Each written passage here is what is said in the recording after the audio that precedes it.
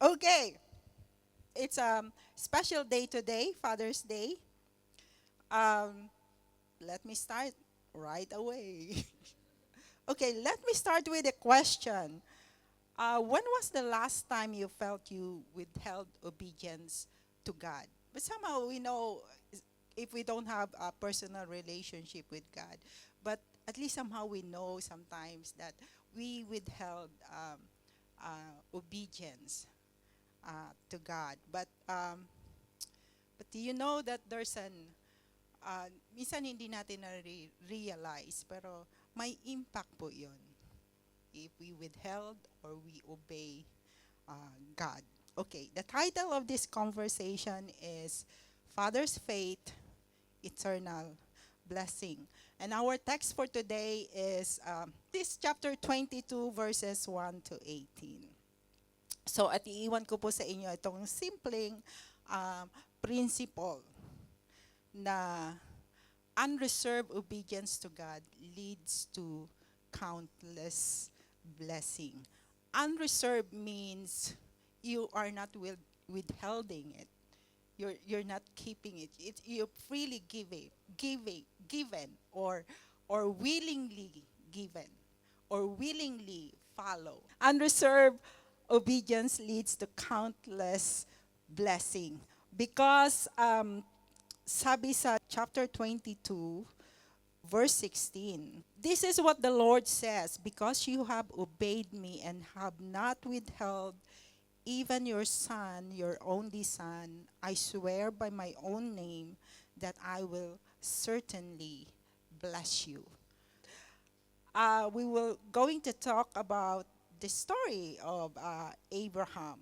So the story of Abraham, I started in chapter 12 of Genesis. Um, God called Abraham.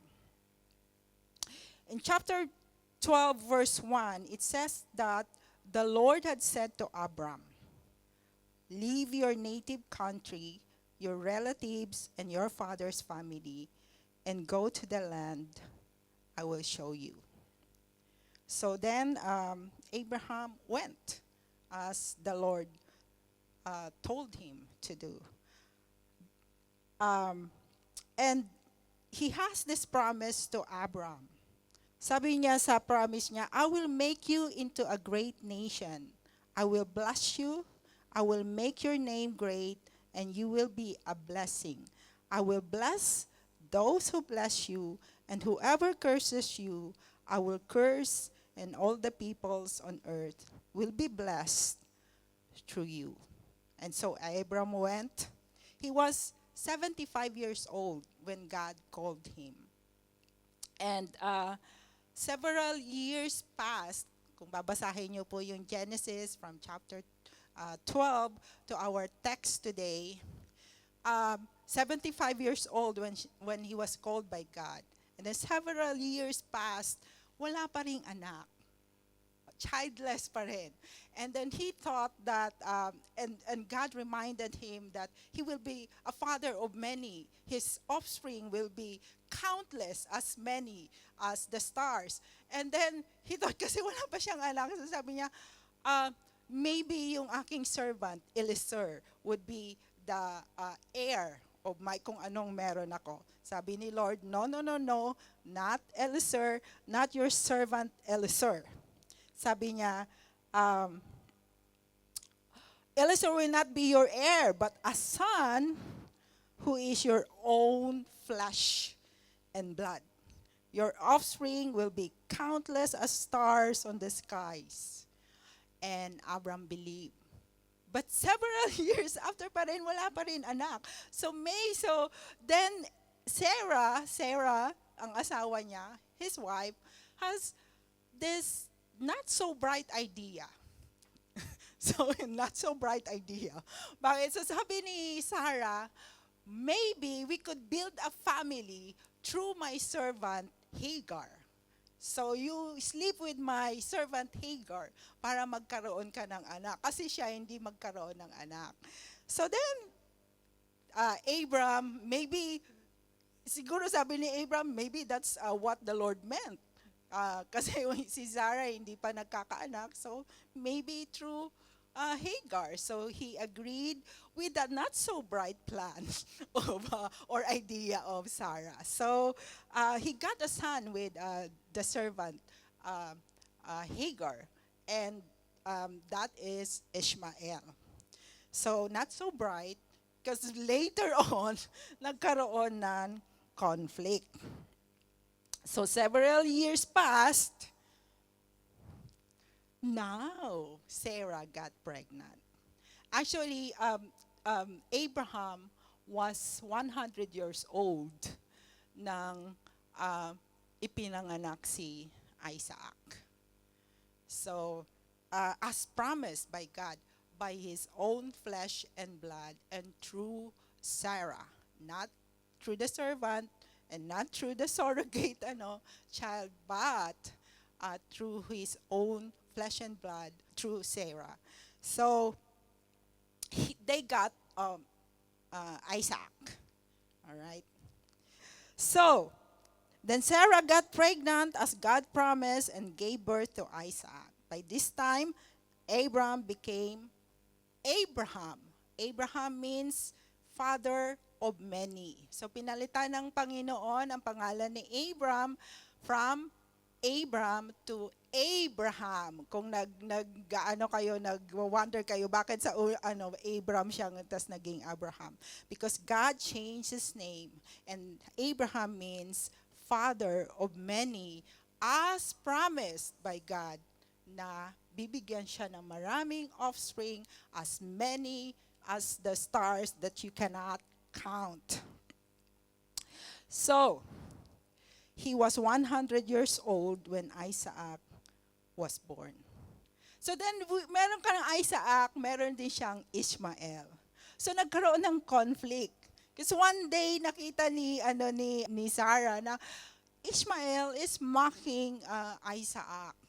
Siguro teenager na siguro Pilyo, teenager na si Ishmael. And then she has this idea na it's not good that Ishmael would stay in the family.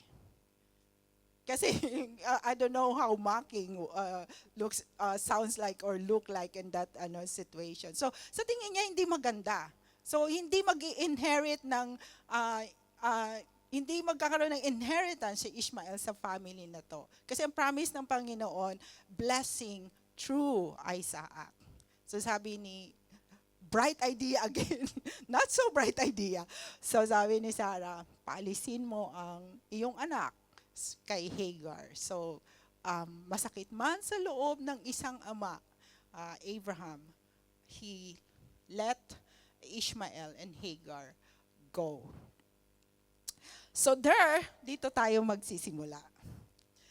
So verse 1, chapter 22, sometime later, God tested Abraham's faith.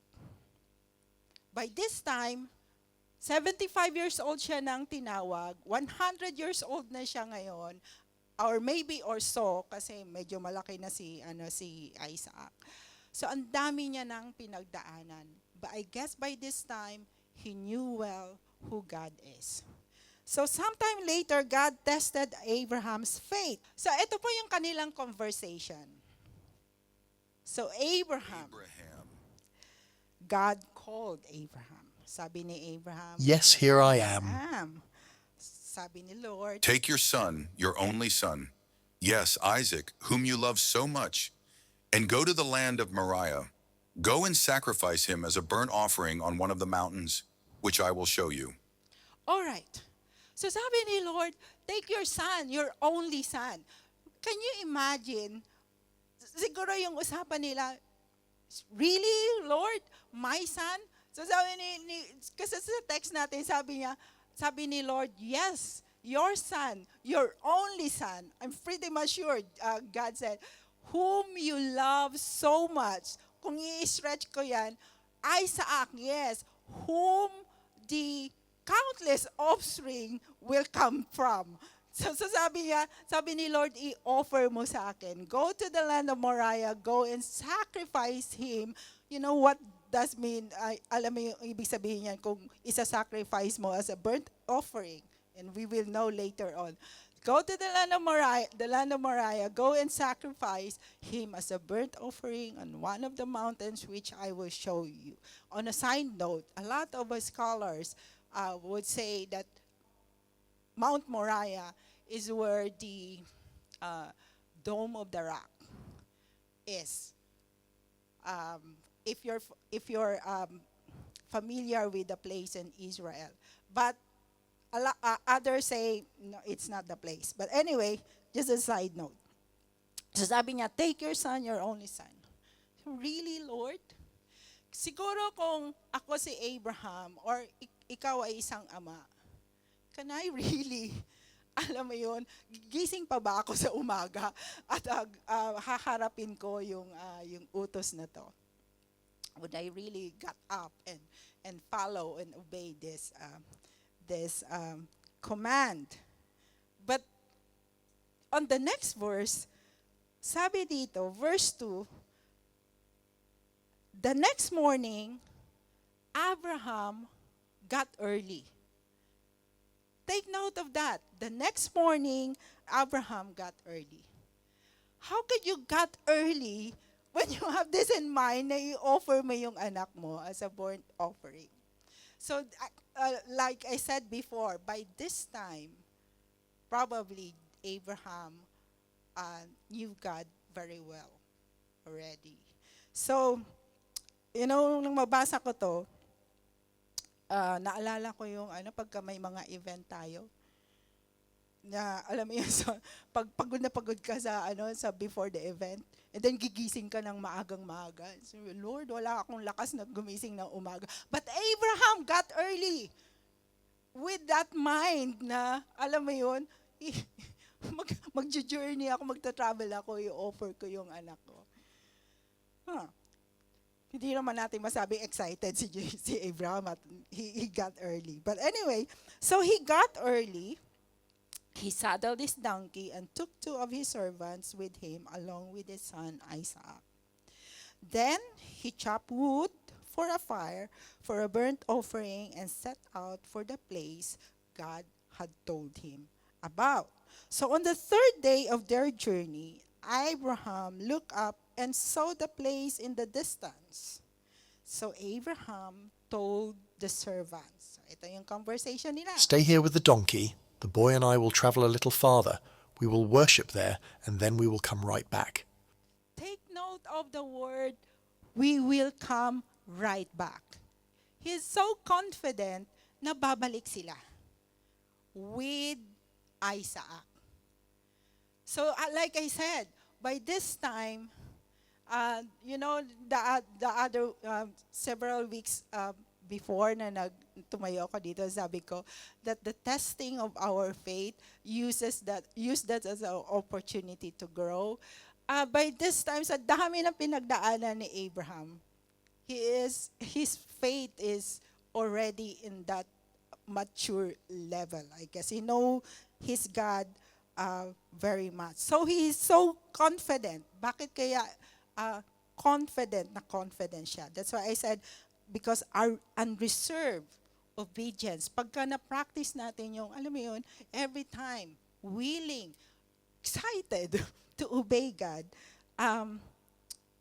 nade-develop yung trust natin sa Panginoon. So by this time, yung trust ni Abraham kay Lord ay nandoon na siya. So sabi niya, we will come right back, confidently. So Abraham placed the wood for the burnt offering on Isaac's shoulder while he himself carried the fire and the knife. As the 2 of them walked on together, nagtanong si Isaac. Siguro nag-wonder si Isaac, go-walk sila. Father, Sabi ni Isaac, Yes, my son. we have the fire and the wood, but where is the sheep for the burnt offering? where is the sheep for the burnt offering? Dala-dala ni Isaac yung wood. Nagtataka siya, where is the sheep for the burnt offering? Sabi ni Abraham, God will provide a sheep for the burnt offering, my son. again, he's so confident that God will provide a sheep for a burnt offering. You see, unreserved obedience to God uh, is rooted in trust in Him. So, maganda na napapractice natin ang ating obedience. When we obey every time, yung trust natin na de-develop sa Panginoon. So sabi niya, God will provide a sheep for the burnt offering, my son. And they both walk on together. When they arrived at the place where God had told him to go, Abraham built an altar and arranged the wood on it, prepared. Then he tied his son Isaac and laid him on the altar on top of the wood.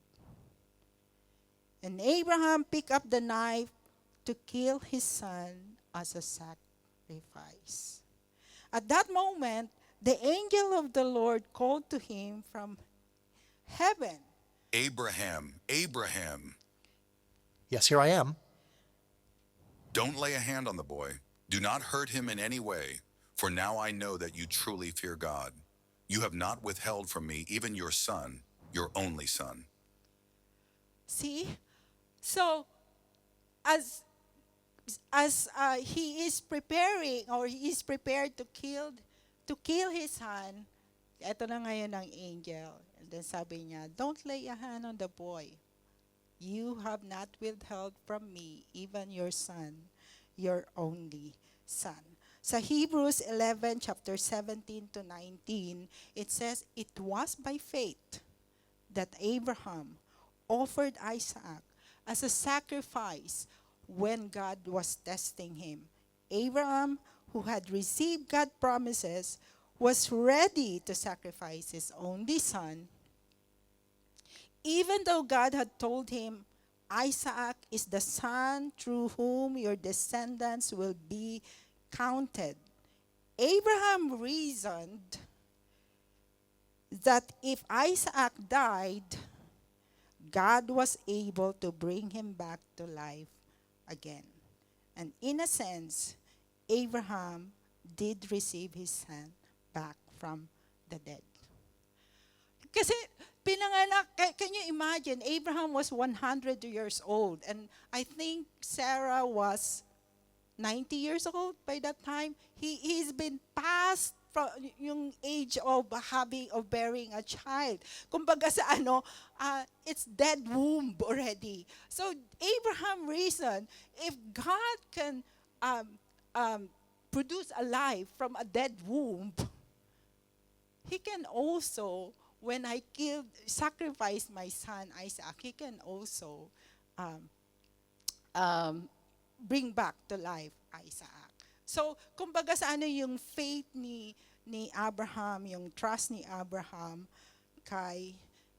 sa Panginoon ay fully developed, complete. I truly believe that this is the peak of Abraham's journey, his faith in his lifetime. Because after this, yung mga verses wala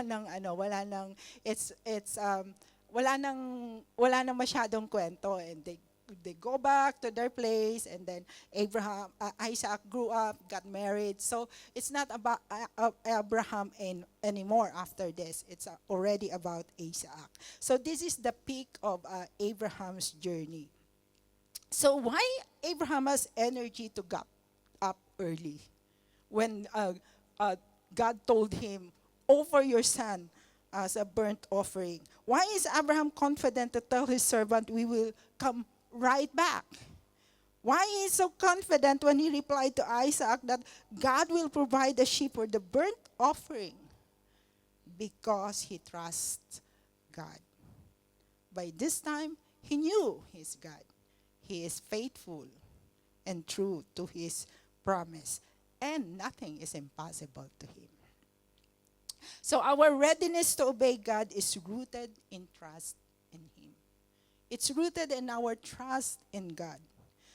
Unreserved obedience to God is rooted Remember that. So we should develop this trust in Him every time. So, verse 13, then Abraham looked up and saw a ram caught by its horns in a thicket. So he took the ram and sacrificed it as a burnt offering in place of his son. Verse 14, Abraham named the place Yahweh Yireh, which means the Lord will provide. To this day, people still use that name as a proverb. On the mountain of the Lord, it will be provided. And in verse 15 to 18, then the angel of the Lord called again to Abraham from heaven, and this is what the Lord says. This is what the Lord says. Because you have obeyed me and have not withheld even your son, your only son, I swear by my own name that I will certainly bless you. I will multiply your descendants beyond number, like the stars in the sky and the sand on the seashore. Your descendants will conquer the cities of their enemies, and through your descendants all the nations of the earth will be blessed, all because you have obeyed me. All because you have obeyed me. So, 14 generations from Abraham to David, from David to Babylonian exile, and from 14 from the Babylonian exile to the Messiah. 3/14 generation. And Abraham is the start where God gave this promise that his offspring will be countless as the stars, and blessing will come from. And from that promise, 14 generation goes to Jesus, the Messiah. And all people blessed through Jesus Christ. That's why, in a sense, we are children of Abraham if we believe in Jesus Christ. So, see, God is faithful in His promise. We only need to not withhold our obedience to Him. So, Hebrews chapter 11, verse 8 and 10, it says, it was by faith that Abraham obeyed. It was by faith that Abraham obeyed when God called him to leave home and go to another land that God would give him as his inheritance. Abraham was confidently looking forward to a city with eternal foundations, a city designed and built by God. So you'll never know. Unreserved obedience to God leads to countless blessing. A father's faith. I have a story. There was a father, a father of 8 children. So he was not a perfect father, at least in the eyes of the youngest daughter, his youngest daughter. He is a very irresponsible father or irresponsible dad because hindi nakita ng kanyang mga anak providing his children. In fact, this youngest daughter always have this question, how come, paano nagkaanak ang isang, paano kayo nagkaanak ng pagkarami-rami nang hindi nyo kayang pakainin or paaralin, di ba? Provide.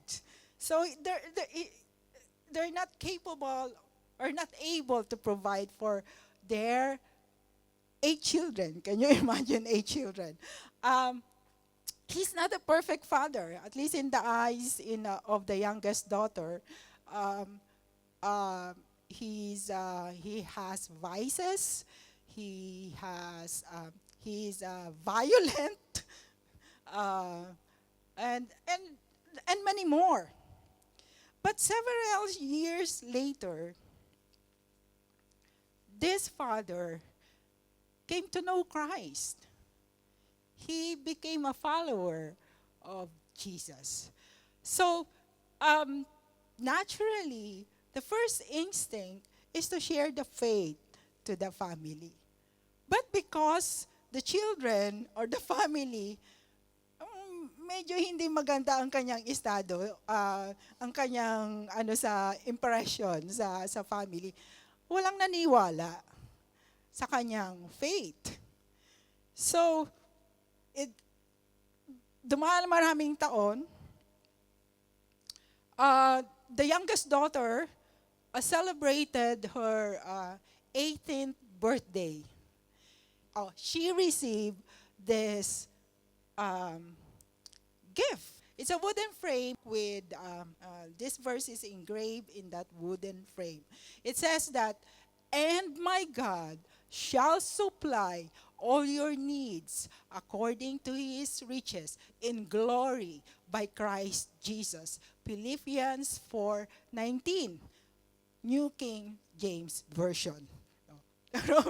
So it's the initial thought of that daughter is, ang tatay ko talaga, ipinasa Diyos na lang ang kanyang responsibilidad sa kanyang mga anak. Pati pagkain, alam mo yun, siguro yung support, yung provision, binigay na lang sa Panginoon dahil hindi niya kaya.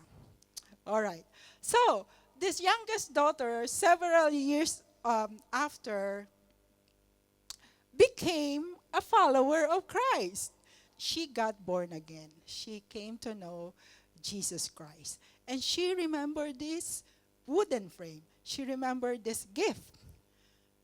And she understood now. It's so much blessing. In fact, sige sa isip niya, in her father's unable or walang kapasidad na mag-provide sa kanyang pamilya, he did the right thing. Binigay niya sa Panginoon. Because he has this faith in God that God will provide for his children's needs. It's a faith. It may be not a big as faith of Abraham, but it's still a faith.